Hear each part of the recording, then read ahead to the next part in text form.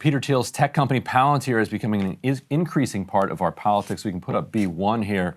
Laura Loomer, friend of the show here, has been met with J.D. Vance in the, the White House complex last Tuesday, and now is saying it's time to deploy Palantir Tech to Los Angeles to deal with the illegals.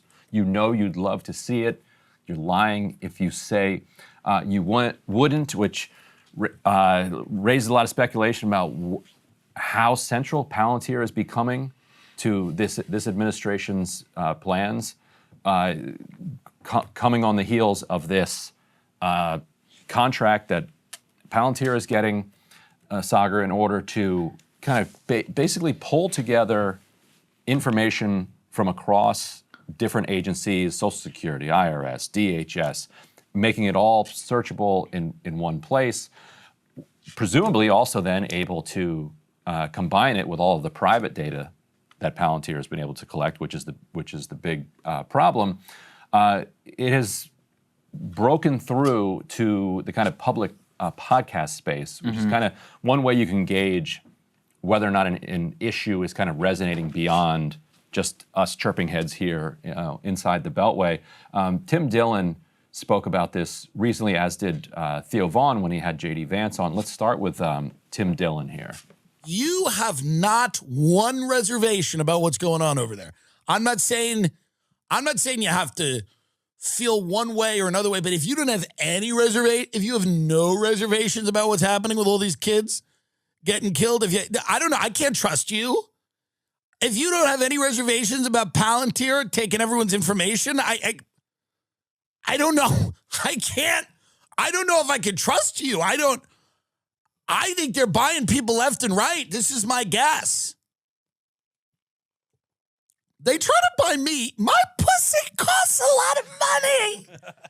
I get invited to these dinners. I don't go. I've been invited to Thiel's house multiple times for dinner. I don't go. It's no shade at them or whatever, you know?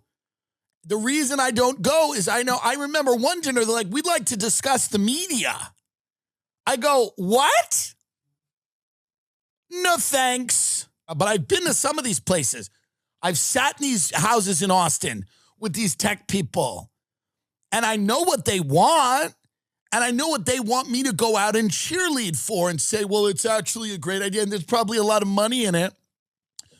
There's probably a lot of money, and I just can't do it. So my prediction, and I don't want to name names because I don't know, but my prediction is you're going to see a lot of people over the next 6 months start thinking this list's a great idea.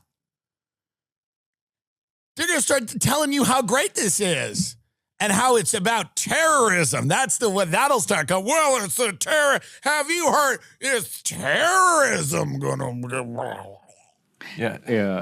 As I said, he is the George Carlin of our time. I do actually think we should spend some time on this Palantir thing because I really haven't been able to dig into it. So I know you guys covered it while I was out. What exactly? So there's a contract between the Trump administration and Palantir. Yeah. Basically, it's to use the Palantir like connective software. Foundry. The Foundry to. Which Tim Dillon said it sounds like you're getting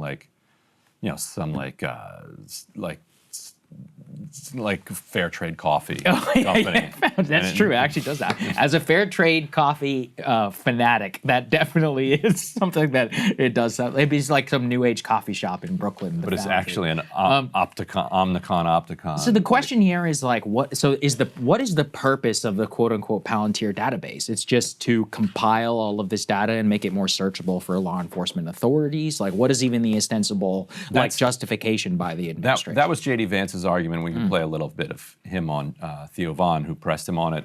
J.D. Vance's argument was, look, the government already has all of this data on you. In fact, the government created some of it. They made your Social Security number. The government, you pay your taxes to the government. Critically, what's really driving it is an effort to connect, I think, criminal records, tax records, Social Security numbers, and immigration records, because what they really want to do is figure out people who are here illegally but filing taxes, and then figure out who they are, and then go and deport them. Interestingly, that like drains this golden goose. Like the way that this two-tier society that we have going operates is that people who are here illegally in general pay taxes, but because they're here illegally, they can't get benefits. All right, right. It flips the whole thing. It flips the whole thing on its head that they're here. I mean, we can talk. You want to talk about ER rooms? You ever been to an ER room? No, how many? But what percent of an ER in Los Angeles is illegal getting free healthcare?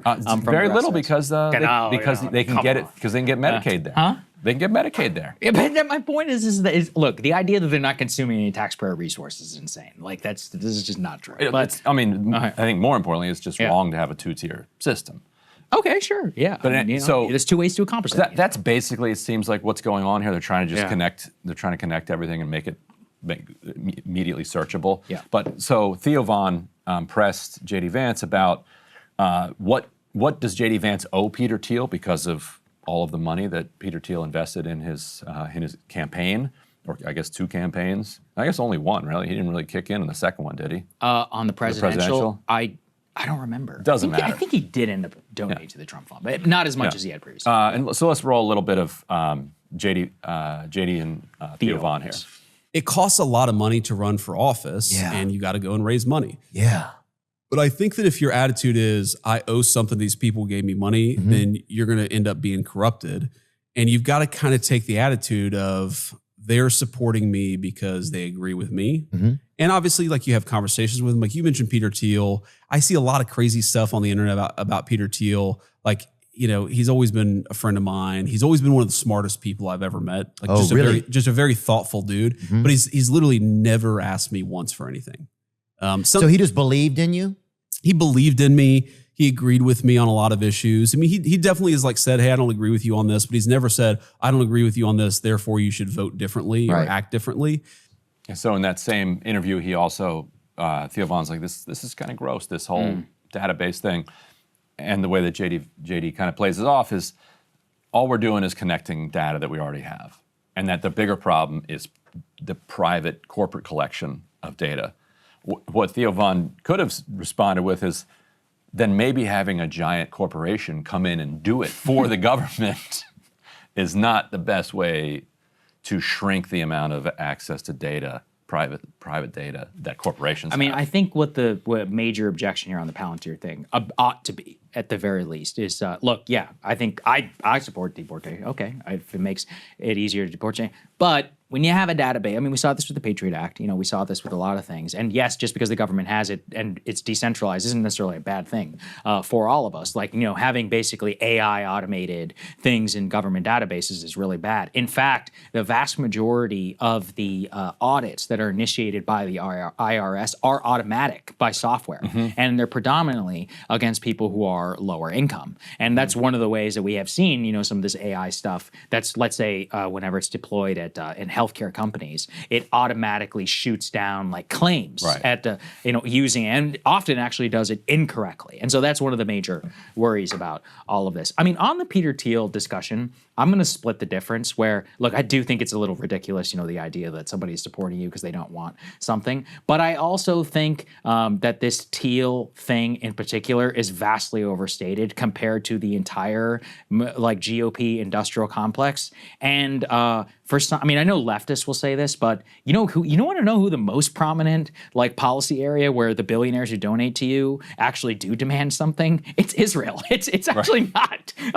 In my opinion, in my experience in right-wing politics and watching things in terms of what the real PSYOP and industrial complex here in Washington is, it has way more to do with foreign policy than it does have to do with ICE or Palantir or any of this. The tech guys have definitely spent, quite a bit of money. But, this is similar, I think, also to left wing, or, when Kamala's like, well, hey, George Soros and Reid Hoffman and all those other people support you. And they're like, well, a lot of rich people support me, so it's any one of them could drop out. I would say it's more of a systemic thing. But I do think it is ridiculous, the idea that they don't necessarily want something. In Thiel's particular case, Thiel is it is an interesting story. If you go, the J.D. Vance origin story is literally like a law student at Yale University, meets Peter Thiel after a lecture. Peter's like, hey, he's a smart guy. We should hire him. right? And so, I mean, they do actually go way back a long time. That is pretty rare. I'll admit it in politics.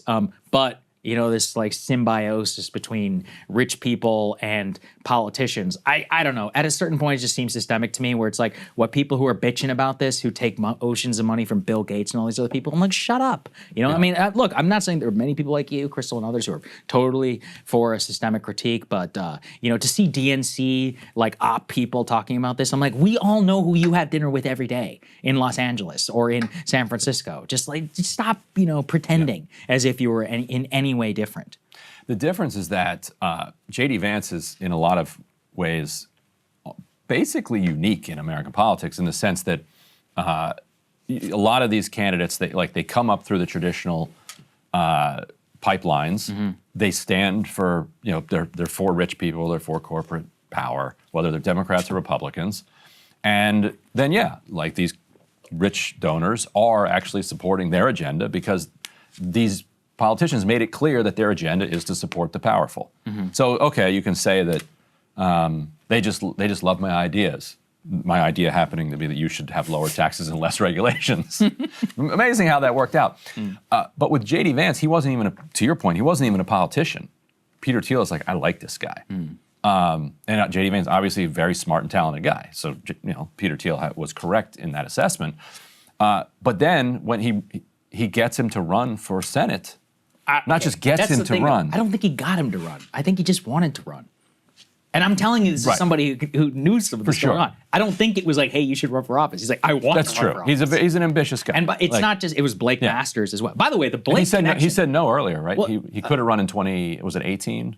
I think so. I don't actually remember. But 2020 maybe it was. It's funny to me because the Blake Masters is much more of like the Peter Thiel guy. He actually worked for Thiel for real, like Thiel Capital, you know, whenever he ran for office. And I guess only because he lost, nobody That's true. Blake Masters paid attention to him. But I'm like, Blake that's Masters like is more of the thing. Much more of like what I think people And he seems to be more, like, I think J.D. Vance is in line with a lot of the Peter Thiel stuff, but Blake Masters is like just a clone of it. In a sense. like. I mean, I guess. I mean, Emily. I honestly don't know. Yeah, I think Masters is a weird guy, you know, to be honest. Doesn't he have a job right now in the Trump administration? I think he does. He did get a job, didn't he? Yeah. So when you say, well, Peter Thiel just like, you know, he agrees with me. I don't agree with him. It's like, it's weird because you've been a team for so long.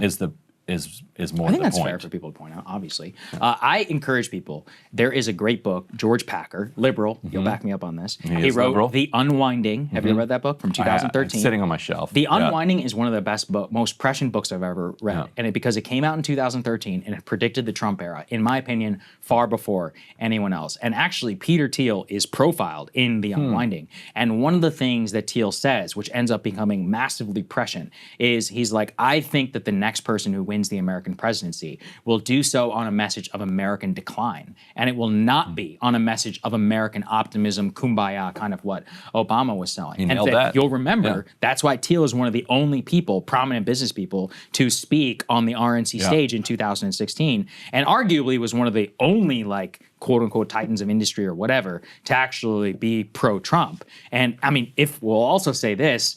If we think back to 2016, JD was calling Trump Hitler. Peter Thiel was on the stage. Okay, fair point. So let's point out, you know, some of the things that are going on here. Like, you know, there's a little bit of a contravening interest, and it's only later on. You know, I mean, JD doesn't really become a full-blown Trump guy till 2018, 2019, when Trump. And actually, that's when Thiel reduces his amount of funding to the Republican Party and basically says, "Hey, screw you! You guys took advantage of me, and I don't really want to be on the team anymore." Right. And in 2020 and 2024, I wouldn't say sits out the election per se, but does a lot less. And you don't see him giving the same speeches in Washington or at the Bitcoin conference or at the RNC stage in the similar way that he did in 2016. Yeah. Anyway, I think it's just... That's an interesting point. It's an important story. All right. The whole Theo Von thing is worth listening to. J.D. Vance is just disturbingly good in those environments. Why do you think it's disturbing? Because, you know, I'm with Theo Von through most of it, where he's like pressing Like J.D. Vance on the genocide. Yeah. And it was good to see him raise it, but then, you know, J.D. Vance picks up on the phrase genocide and then just kind of dissects that and then just moves into Ukraine. He's just so good at like sounding reasonable and moving Yeah, but on. can't a Democrat do that? I mean, we saw that tons of No, times. yeah. very few of them are any good at it. It's more of a talent problem. Yes. Oh, yeah. That's what I'm talking about. Yeah, okay. All right, guys, 2 quick things. Number 1, by popular demand, we are bringing back the monthly subscription. Number 2, you can get a month free, Ryan, by putting in that promo code BPFree at breakingpoints.com. Yeah, and I think the most important reason to become a premium subscriber is just as an act of support for the show. It helps us do what we're doing. But if you're curious what the benefits are of doing it, take the free month, and you'll see you get the AMAs, you get the second half of the Friday show, you get it, you get the full show emailed to you earlier. It makes your life much better. Do it for a month at breakingpoints.com. BPFree is a promo code. And if after a month your life isn't dramatically improved, you can just cancel. If it is, it's just $10 a month. There you go.